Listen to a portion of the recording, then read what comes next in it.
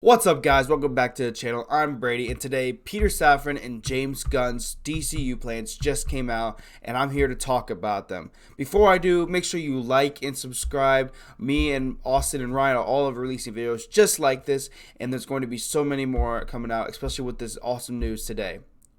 But starting out, what I really enjoyed first about his announcement was that he announced that there's going to be a DCU, that is actually the storyline and the connected universe of DC, and then there's going to be a DC Elseworlds. And the only thing he announced from the DC Elseworlds is that there's going to be the Batman 2 with Matt Reeves and Robert Pattinson returning.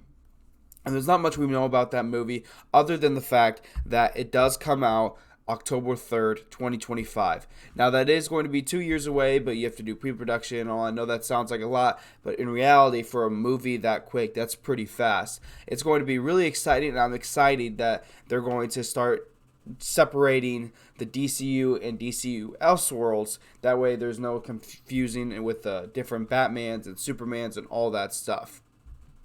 But coming in at the first one that was talked about on the DCU was the movie The Authority. Now, The Authority is a very interesting kind of movie to bring about, is because out of all the things he announced, there were two new teams that he announced, two that probably not a lot of people were expecting. The Authority is a group of people who kind of take matters into their own hands, and it's very interesting because they're heroes, but they're kind of more like heroes who bend the rules to their own ways, who will stop crime and do anything to stop crime and take the enemies out. And sometimes they don't really know the line between helping out in good ways and helping out in more extreme ways. It kind of reminds me of The Boys with Homelander and Butcher. It kind of reminds me of that, and I'm very, very interested to see. It sounds like it's going to be a movie, and it'll obviously release in theaters and then be on HBO Max, which is where all of James Gunn's other projects are, like Scooby-Doo,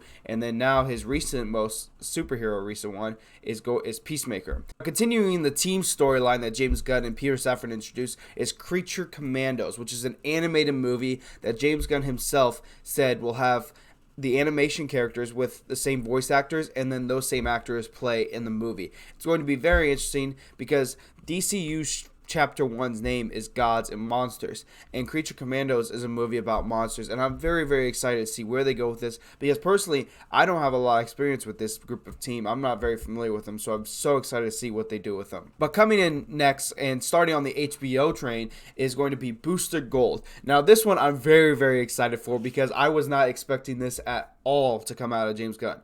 Booster Gold is a character from the future who is a loser. He's an ex-football player. No one likes him, and so he develops time travel to come back, and now he's a superhero star that everyone thinks is so cool because he brought technology from the future, and now he's acting like a superhero in modern day. It's supposed to be a comedy.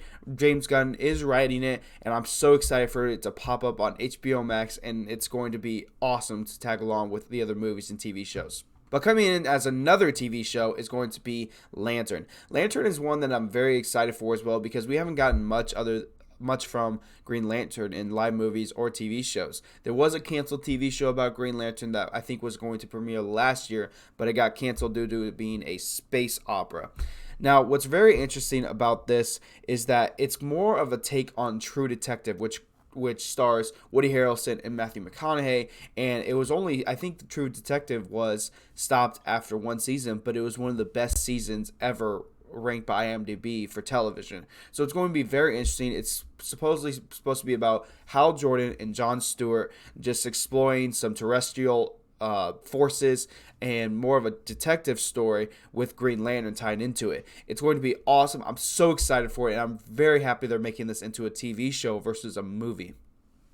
But coming in for our last series is going to be Waller. Now, I'm sure everyone who's watching this and has seen a DC movie in the recent years knows who Amanda Waller is. She is, easiest way to explain her is she's the Nick Fury of the DC universe. She's always pulling people together. She was the main force behind pulling the Suicide Squad together.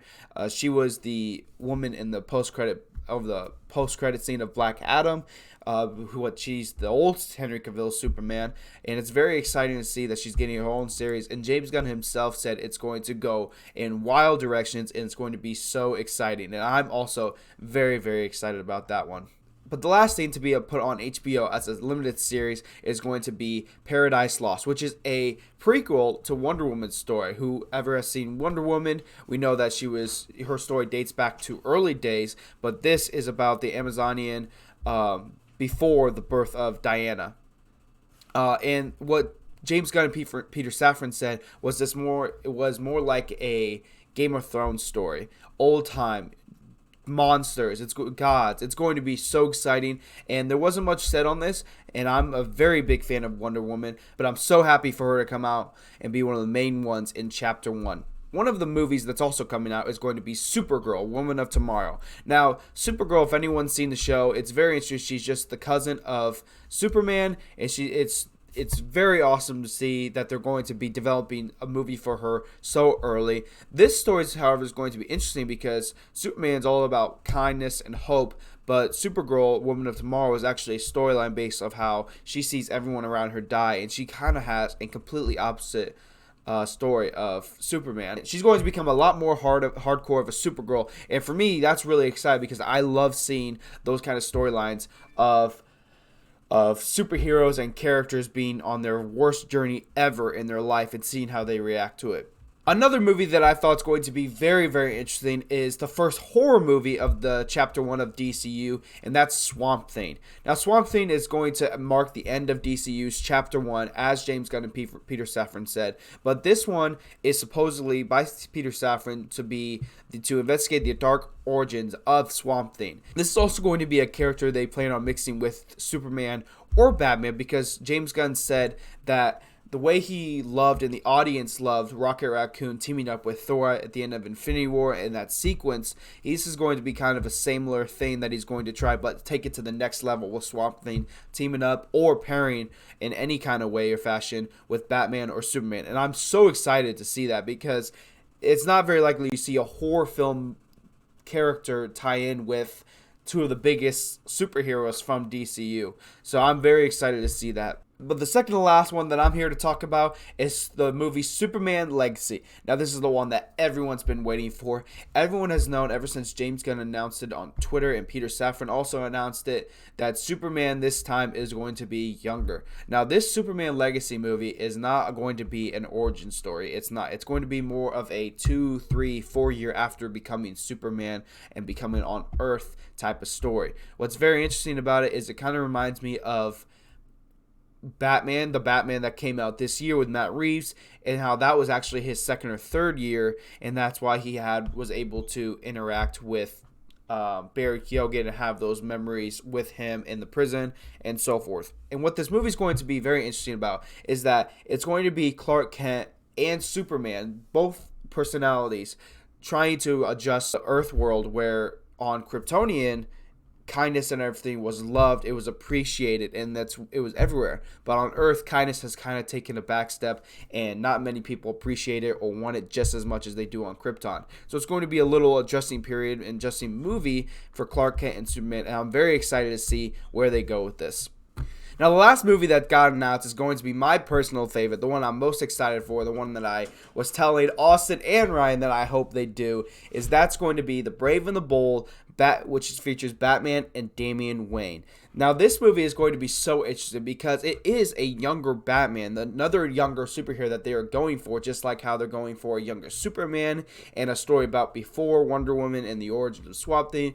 Everything going to be early. But what's interesting is that they're bringing in Damian Wayne, who is Bruce Wayne's son, who is the son of the mother, Talia al Ghul, who is the grandson of Ra's al Ghul, the super villain of Batman, who has the Pool of Lazarus and can de-age anytime he wants. One of the best villains in comic book history. In the reveal, James Gunn said that this isn't going to be your traditional father and son story. It's going to have a lot of trouble, and it's going to be very dark and has a lot of hidden meaning between what's right and good. Because in Ra's al Ghul's eyes, Damian Wayne should kill, and that's the kind of attitude he brings before he starts working with his father, Batman. And Batman's moral code is you don't kill. No matter how bad they are, no matter how bad the Joker or anyone is, you don't kill. And so it's going to be very interesting seeing Damian Wayne in live action finally trying to address that period, and it's going to be so awesome to see. And Gunn even described Damian Wayne as his favorite Robin. As we all know, there's so many Robins. Tim Drake, Jason Todd, Dick Grayson. It's so awesome that they're starting out with Damian Wayne. I'm so excited to see what James Gunn finally does with this, and I'm very excited to see that him trying to bring Damian Wayne and Batman into live screen all together, and I'm so pumped to see what it's all about and what they do with them. I'm so excited to see what James Gunn and Peter Safran do with the DCU Chapter 1, Gods and Monsters, and I'm so excited to see all the castings and everything above be put to life and out in public, and all the trailers. I'm so pumped. Please make sure to like and subscribe and wait for more me and Austin and Ryan's videos. I'm so excited for you guys to be here and to be with us along this journey. Thank you guys so much for watching. See you guys later.